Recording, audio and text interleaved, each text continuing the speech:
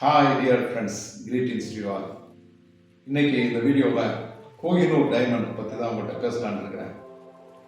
அது ஆக்சுவலாக பஞ்சாப் ரூல் பண்ணிட்டு இருந்த ஒரு கிங் மகாராஜா ரஞ்சித் சிங் அப்படிங்கிறவர் வச்சிருக்கிறாரு. One of the world's largest diamond. இப்போது கேட்டிங்கன்னா கூட எல்லாருக்கும் தெரியும், popularly known.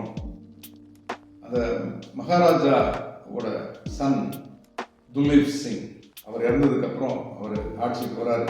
At an early age அவர் அரௌண்ட் ஒரு 14-15 இயர்ஸ் இருக்கும்போது பஞ்சாபை விசிட் பண்ணுறதுக்காக குயின் விக்டோரியா போகிறாங்க.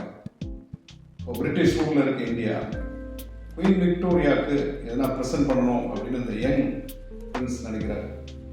அவருக்கு அந்த கோஹினூர் டைமண்டோட வேல்யூ தெரியல. அவர் ஜஸ்ட் லைக் தட் எடுத்து அப்படியே கிஃப்ட் பண்ணிட்டார்.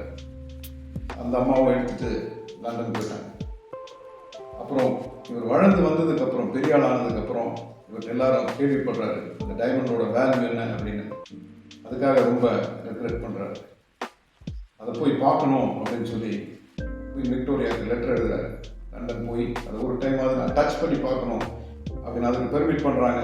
இவர் லண்டன் போய் அந்த பக்கிங்காம் பேலஸில் இருந்த அந்த டைமண்டை எடுத்து கட் பண்ணிக்கிறார், பார்த்தாரு. அவருக்கு சொந்தமானது அவர் கொடுத்ததுனால அவர் அதை ரெக்ரெட் பண்ணுற மாதிரியான ஒரு சூழ்நிலை ஆயிடுச்சு.